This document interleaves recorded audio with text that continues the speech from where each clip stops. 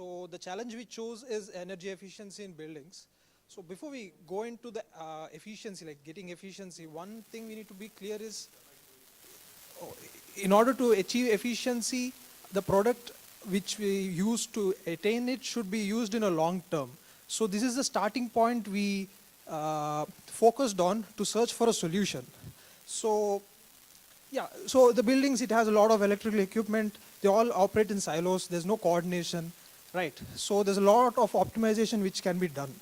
So we started out looking in this direction and to see if we are able to achieve higher efficiency in some other way. So where are we today? Like a decade ago, IoT was a hot topic, right? So there were many companies and R&Ds working on it. So my question is, where are those devices? Like mobile phones and laptops, yes, we are seeing them, but using IoT devices in our homes, we don't. The reason is, the many reasons actually. So here are a few. So first thing, this whole workshop is about the interoperability, right? Because the moment we get interoperability, the sensor fusion is possible and rich decisions can be taken. So second one is what we are looking at, the discomfort to users. Yes, so we are looking to solve this problem from a user perspective. So first one, I like to call the false positive and true negatives. Let's start with an example of motion detector in the corridors, right? So a person moves, it detects motion, it triggers the light. Now, if we take the same concept in indoors, the motion could be of anything, like a curtain or a pet. So it's a false positive. So we are wasting energy there. And the opposite of that is a true negative. That is, I am in the room, but I am sitting and there's no motion, right? But the sensor, it does its job. It won't detect the motion, it switch off the appliances. So what is the result of this? Yeah, there's a little energy waste, but on a long term, if you think, it's the discomfort to users, right? And we live in an era where we have very low tolerance for discomfort. We install an app in our phone, and if the navigation is not in lines of intuition, we uninstall it. So I believe if the hardware we are designing is providing discomfort to users, users will automatically remove it from their houses, right? And we cannot achieve efficiency. So the second one is the process of decision making.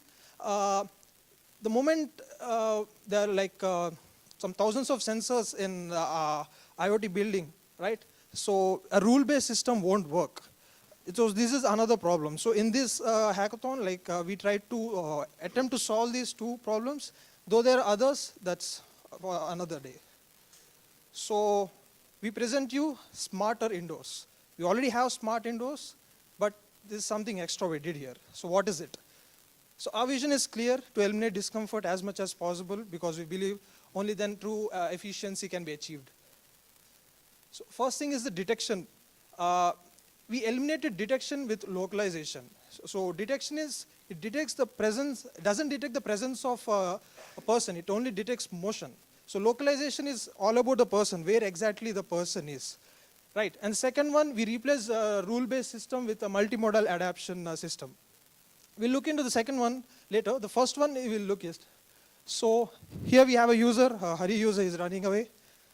So we incorporate a chip, which is like a wearable technology. So that's basically an ASP8266.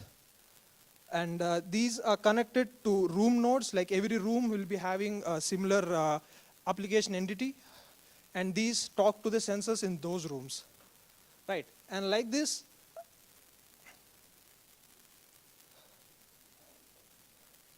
yeah, so we have different rooms with different sensors. So if you look at it in the OM2M standard, this is how it looks. We have a server, we have a user, and humidity, temperature, LDR are the sensors. Suraj, you have 30 seconds left. Oh, sorry. Okay.